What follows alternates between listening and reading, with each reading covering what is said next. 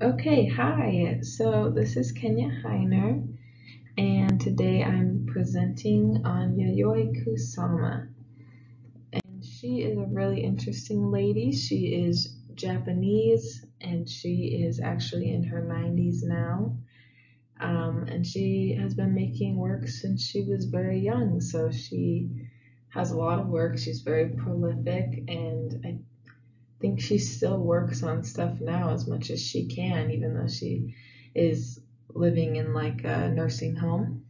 But yeah, most of her pieces are known for using lots of polka dots and lots of large rooms and immersive spaces.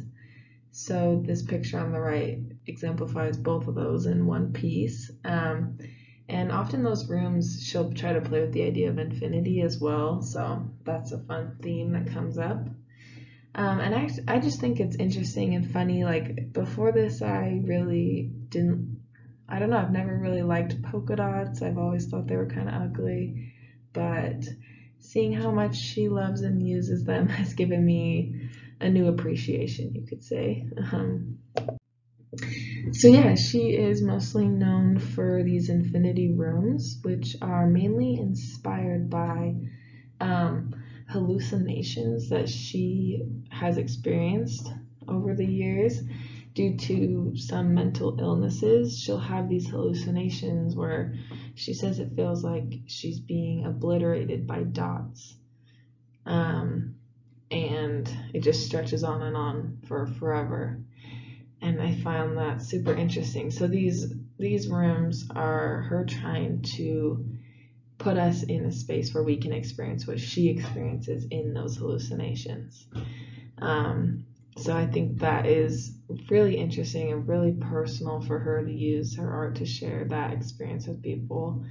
And yeah, they really do just immerse the subject directly into a huge environment.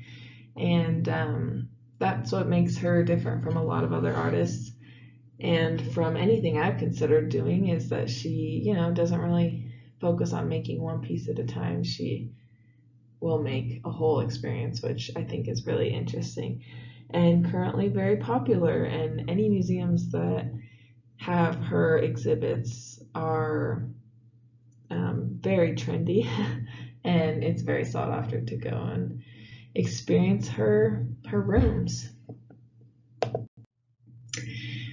And yeah, so just a little bit about her background, because she did have not the easiest time starting out in the art world. She kind of had multiple things against her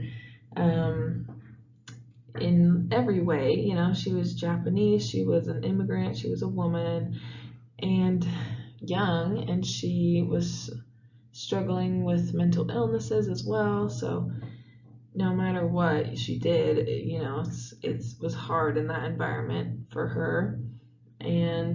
But she was trying to make a name for herself. But she felt like she was always being told that her work was not good, and then her ideas would be stolen by her male colleagues. So she had a rough go of it in the beginning, and she does show a lot of vulnerability in her work, and that's something that I really admire about her.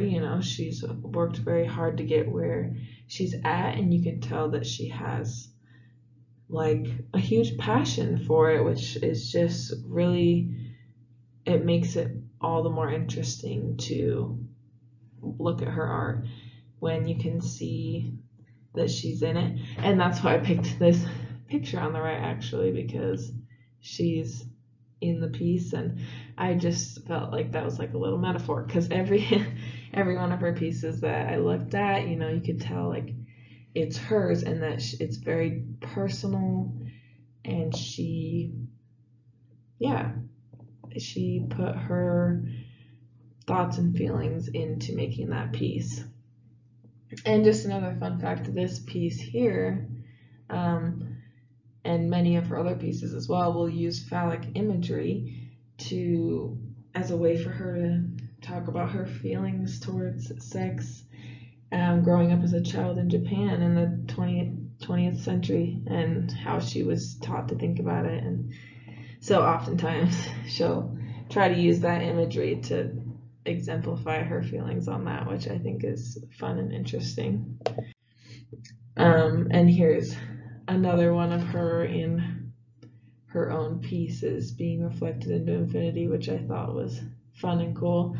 And these pumpkins as well, which is a pretty iconic thing to end on when talking about Yayoi Kusama, is her yellow and black polka dot pumpkins, something that she does a lot and is just very common and very famous. So yeah, that is all. Thank you so much for listening, and have a good day.